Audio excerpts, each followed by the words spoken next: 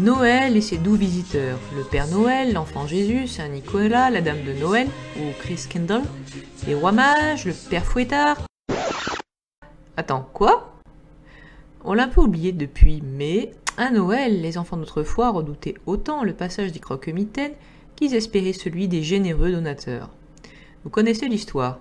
Les petits étaient menacés d'un châtiment, autant qu'ils pouvaient augurer une récompense suivant leur comportement.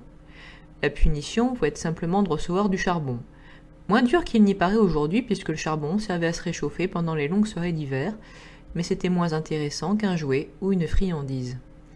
Le châtiment pouvait varier et être corporel, histoire d'inciter les enfants à la sagesse. La faute sans doute au proverbe biblique « Celui qui épargne la verge est son fils, mais celui qui l'aime met de la diligence à le discipliner ». Aussi, les coups ne seront pas rares jusqu'au milieu du XXe siècle. L'éducation se faisant moins sévère au fil des ans, les plus jeunes aujourd'hui n'encourent pas d'autre risque que de ne pas recevoir ce qu'ils souhaitent, et de la part de gentils comme le Père Noël. À noter que ce dernier, comme Saint Nicolas, était parfois censé être celui qui fouettait les enfants désobéissants, mais ce rôle le glissa vers des êtres moins sympathiques pour que les bons donateurs puissent le rester. Le père Fouettard est cet être sinistre muni de verges pour faire confesser les bêtises de l'année, et le Zwarte Piet, ou Pierre le Noir des Hollandais, a un sac dans lequel il menaçait d'emmener les vilains enfants en Espagne. À l'époque des Pays-Bas espagnols, de l'Espagne mauresque et des pirates marchands d'esclaves de Méditerranée, cela faisait parfaitement sens. Krampus est le croque-mitaine d'Autriche, de Bavière et de Hongrie, où il est connu sous le nom d'Ordo. Et, croyez-le ou non, il est infiniment pire que les deux précédents. Poilu, en sa beauté et à cornes, son aspect évoque le diable en personne. Il est souvent entravé par des chaînes, car seul Saint Nicolas saurait le tenir et l'empêcher de se défouler sur tous les enfants qui passent. La touche finale à ce charmant tableau, c'est la fonction de Krampus qui consiste à mettre les enfants passage dans sa hotte au dos. Et les emmener en enfer, dit la légende. Je sais, qu'est-ce qu'une telle créature fiche dans le folklore des fêtes?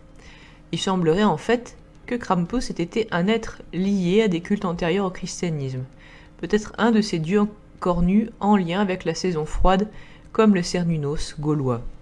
Leur image étant restée, on les a réintégrés aux traditions de Noël. Des hommes sauvages, souvent couverts de fourrure avec un masque effrayant, rôdent entre Noël et le carnaval.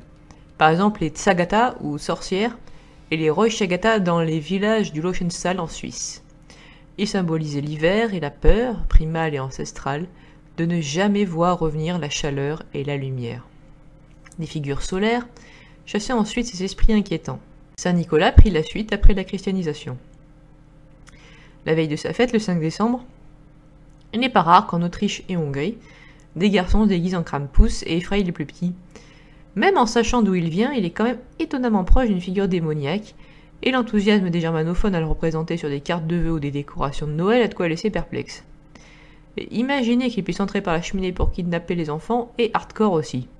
En fait, vu la tendance humour noir de plusieurs films d'horreur à se dérouler à Noël, on peut s'étonner que certains aient diabolisé le Père Noël ou Saint Nicolas, mais qu'on ait si rarement utilisé Krampus, même s'il est surtout connu en terre germanophone. Un premier film quasi amateur et pas très convaincant est sorti en 2013, Krampus, The Christmas Devil, et à propos d'un policier kidnappé dans sa petite enfance et qui enquête sur d'autres disparitions, qui se révèle être l'œuvre de Krampus.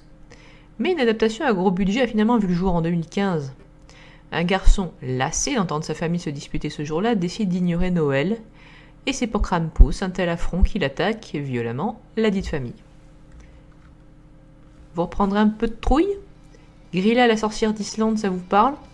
Elle est sans doute elle aussi une résurgence païenne et n'est pas liée à Noël avant le XVIIe siècle. Mais depuis, elle errerait à cette période de l'année et son mets favori serait les enfants dissipés. À partir du 12 décembre, les 12 fils de Grilla descendent un à un, et volent la viande, ou volent le yaourt, et claquent les portes dans les maisons, selon les cas. Laissant tout de même un chocolat à qui était sage et une vieille patate à qui l'a pas été. Leur bête de compagnie est le chat géant de Yule, ou Jola Couturine. Il dévore quiconque ne porte pas de vêtements neufs cette nuit-là, et c'est pourquoi les Islandais s'offrent toujours au moins un vêtement à Noël. plus jamais on se plaindra de l'imagerie du père Fouettard, je crois. Tremblez, mortels, car vous n'êtes pas de taille, et très bientôt vous rentrez sous le fouet.